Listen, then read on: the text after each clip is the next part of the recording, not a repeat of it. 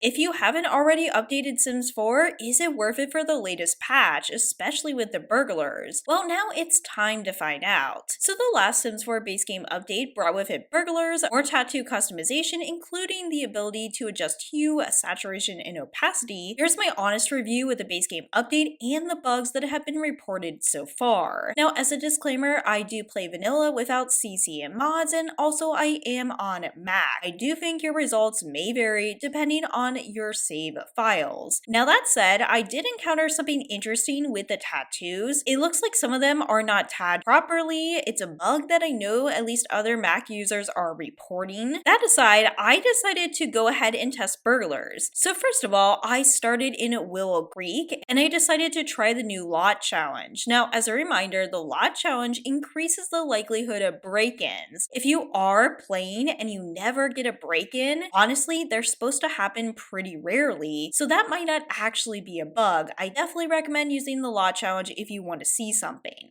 I also installed an alarm, which of course can be updated with a handiness skill, but honestly, I didn't work on updating it. I just did the basic alarm, and I will say it did break after one use, so that's just something to keep in mind. Now, a night passed and I was expecting no break-ins would happen. The burglar ended up showing up around 5 a.m.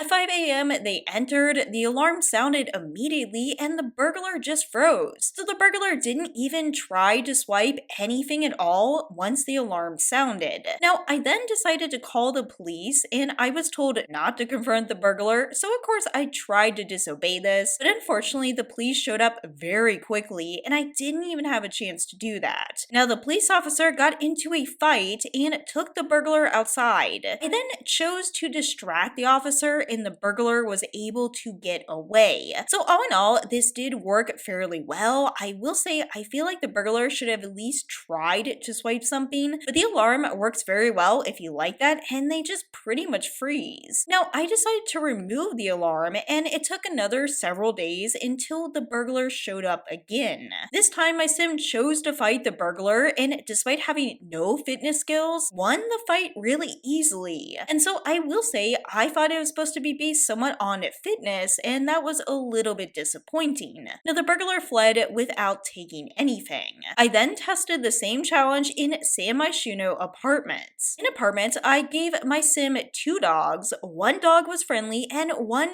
dog was aggressive. Now, it took many days for anything to happen, and I was starting to wonder if the burglars even came to apartments. However, I eventually got a break-in, and this was kind of disappointing. My dogs barked and they wagged their tails, but they didn't do anything else, and I was hoping the aggressive dog would have an impact, but that really didn't happen. So again, overall, the burglar system was working okay for me, but I didn't see as much nuance as I was hoping for. And everything else went smoothly so far. I haven't experienced any major crashes or anything serious. As a reminder, I also do not own Sims 4 for rent. That problem is still going on. However, I do want to report on some new bugs that were reported within the last 24 hours of the new update. First of all, there was an addition that was unexpected in this patch, but it was actually a mistake. As Sims Direct Communications announced, our base game update on February 25th included a unit outlines feature in build mode that's part of the upcoming release of the new expansion pack. This feature will not work without the pack and will be removed from the base game. Now, I did assume this was a mistake, and it is probably disappointing for people who are hoping it was just patched in, but unfortunately they are going to be removing that. But now let's get into the bugs, and let me tell you, they're fairly interesting, starting right off with a problem with child sims. Child sims have a distended belly, and this is pretty disturbing. Some console players, especially on PS5, are reporting that they cannot get out of build mode, and honestly, if this is a big problem, I hope it is paid attention to, because I feel like console players get swept under the rug so many times. And speaking of console bugs, there's also a problem on both PS and Xbox that you're not able to select tattoos and casts at all. I wanted to play around with the updated tattoo system. I stopped in my tracks when I was not able to select the different tattoo tabs, and I wasn't able to see any tattoos even in base game. Meanwhile, some people on PC PC are not able to select tattoos whatsoever, and this person claims they are not using mods or CC. On Mac, some people are not seeing the correct tattoo categories. Most lower arm tattoos are mistakenly put in upper arm tattoos for both right and left. Also on Mac, tattoo sliders are not working when sliding to the left, and makeup sliders are also not working when sliding to the left. Now honestly, I don't know if this is related to the last patch. Some people are not able to select nose colors for werewolves. Other people are reporting that lot information icons are constantly shining. And finally, some people are experiencing problems having guests sleep over. Stayover guests never sleep in a bed when invited for a stayover. They will help clean up, relax, interact with Sims, and eat, but they will not sleep. Overall, I don't think this patch caused as many issues as sometimes they do. I do expect more bugs will come out though in the upcoming days. I just like to keep you as informed as possible. As always,